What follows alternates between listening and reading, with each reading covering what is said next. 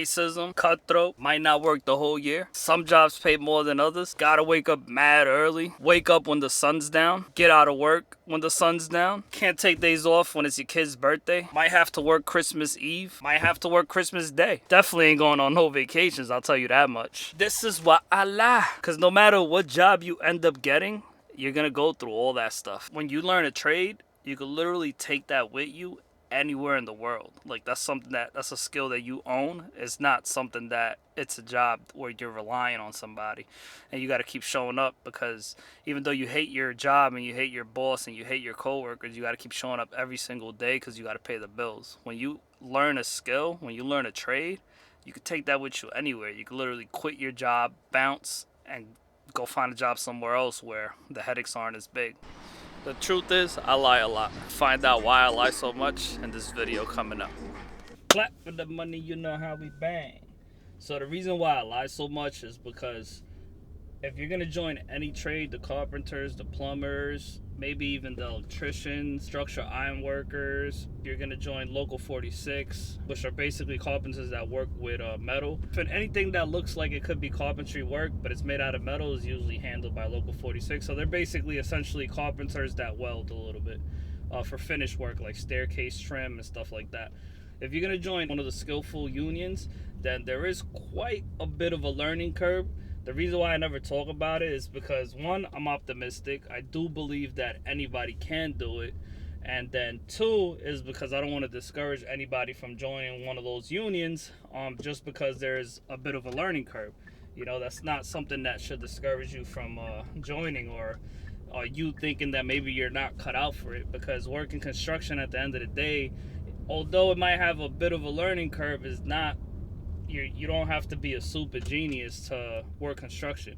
Even though I do feel like we do have some super geniuses that do work construction just because the money's so good. But yeah, that's the reason why I would say that I lie a lot, is because I always talk about it from an optimistic point of view, even though I do actually believe it. But some people tell me that I'm a little bit optimistic, because there are some rare situations where there's workers that just can't comprehend like what we tell them to do. That I would like to add this. Last job I was on, my boss asked me, what do I think of such and such? And to that, my response was, if you got a guy that shows up to work every single day and does what he's told to do, and maybe he's not as fast as the other guys, but he's working the whole entire 8 hours that he's at work, that's the kind of workers you want to keep around, because you can't compare people to the ones that are just a little bit above average. You can't compare the average men to the ones that are a little bit above average. For the most part, the guys that are a little bit above average,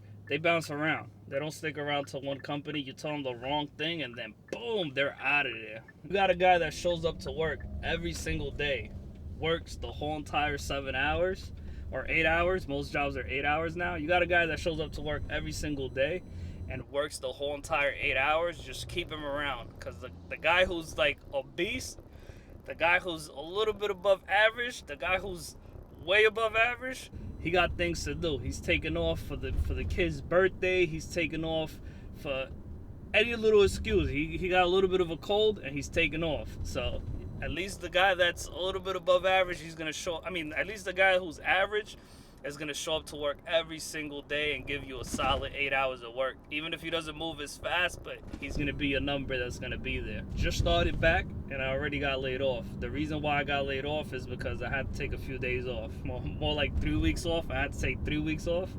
But the job is gonna be going on for maybe like 2 years. It was just bad timing. I didn't know that I needed to take the 3 weeks off to do some training. I literally got the job Friday night, and Saturday morning I got an email saying that I gotta go away for 3 weeks. So just like that, you're out of there. That's how the construction industry works. So that's why you want to keep the guys that aren't above average. You want to keep the regular Joes working, because they're not gonna take any days off. I don't want to spill the beans on who was what, but basically the guy that they were asking me about was about to go on vacation, and then he landed a job, so he decided to cancel his whole entire vacation just to stay there working. So just to put that into perspective, that here the foreman is asking me about this guy to see if they lay him off, And it turns out that he just canceled his whole entire vacation just to show up to work.